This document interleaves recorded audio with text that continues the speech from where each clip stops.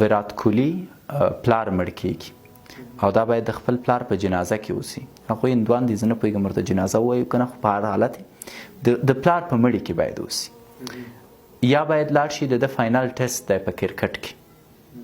ویرات کوهلی د خپل پلار مړی پرېږدي، تو خو یې سوځوي نه، هغه سوځول د ده نه پاتې کېږي، دا راځي کرکټ ته او فول مغز خرابه دی، شپږیزې وهي او دی بالاخره فاینل ته کامیابیږي او نور د ملي ټیم ته لار پیدا کوي.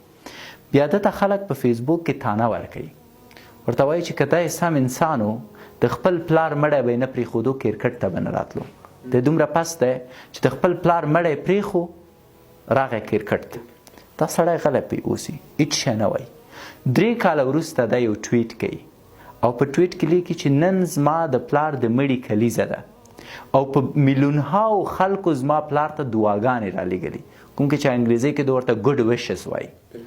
که ما مې د پلار جنازه کې خپل وخت ضایع کړی او هلته وم، نن به 3 یا 4 میلیونه خلکو زما پلار ته دعا نه کولې. پس ما که د هغه جنازه مس کړې، نتیجه نن دا ده چې هر کال زما پلار ته 3 میلیونه خلک دعا کوي.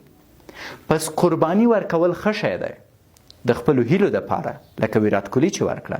فرض وکړه ویرات کوهلی د خپل پلار مړي کې و او سبا ته د خپل پلار مړی لیدلی و چې څه د ده پلار به چا یاد کړی مو. اما اوس د ویرات کوهلی له امله هر کال حداقل 3 الی 4 میلیونه خلک د هغه د پلار په حق کې دعا کوي. پس په ځای قرباني